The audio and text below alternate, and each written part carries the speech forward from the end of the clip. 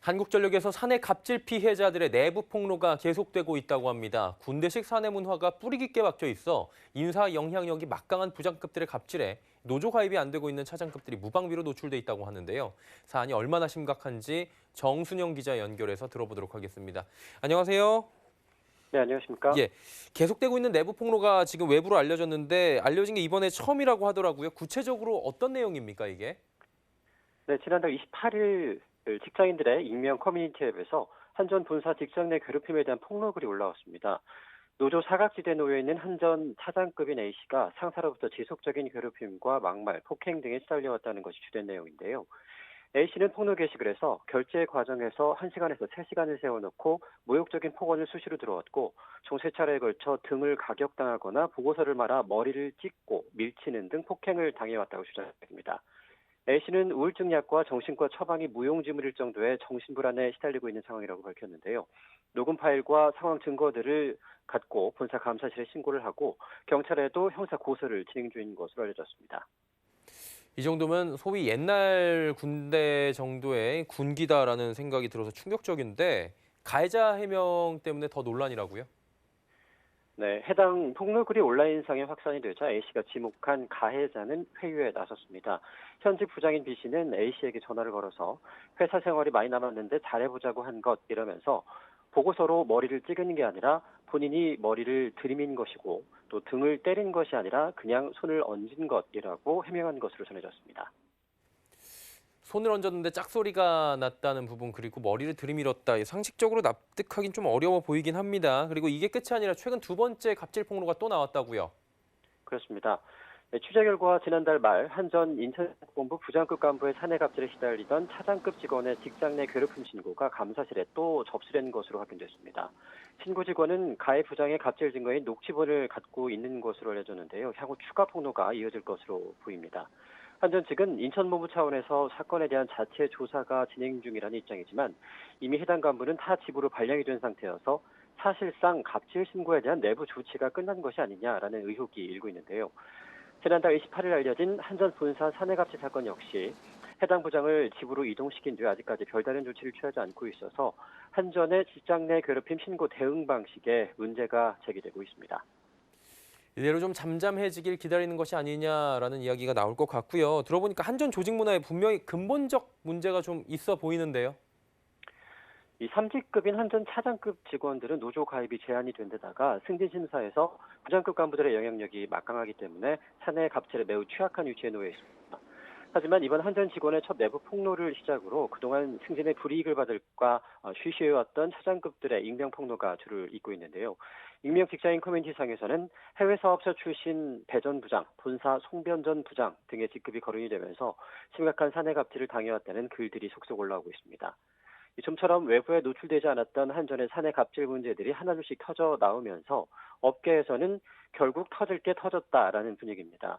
과거 부장 승진 심사 기간 동안 추천권 있는 현직 부장들의 비위를 맞추기 위해서 접대를 하러 전국을 돌아다니거나 직원들이 조를 짜서 돌아가면서 부장급들의 식사나 술 상대를 해주는 일명 밥당번 문화 등은 이미 업계에 공공연한 비밀이기도 한데요.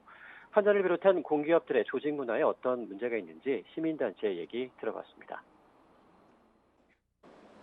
한 30년 정도의 군사독재 정권 시절 안에 만들어졌고 그 사이에 성장했던 회사들이다 보니까 다른 기업들에 비해서 약간의 위계 문화가 상당히 깊이 남아있는 곳들이에요.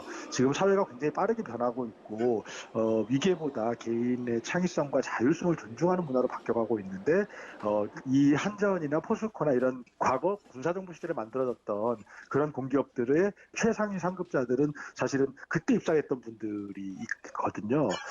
아무래도 저희들 직장업체 119에서는 이런 분들은 특히 관리자급에 있는 과거 80년대에 입사해서 지금 관리자로 와 있는 이런 분들이 사실은 좀 집중적으로 교육을 받아서 시대의 변화를 읽을 수 있도록 만드는 것도 필요한 것 같다고 생각합니다.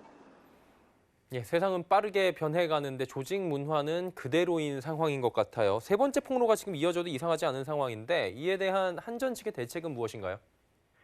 이 차장급 노조를 결성하자라는 얘기까지 나오고 있는 상황에서 한전 측은 아직 근본적인 대책을 내놓지 못하고 있습니다.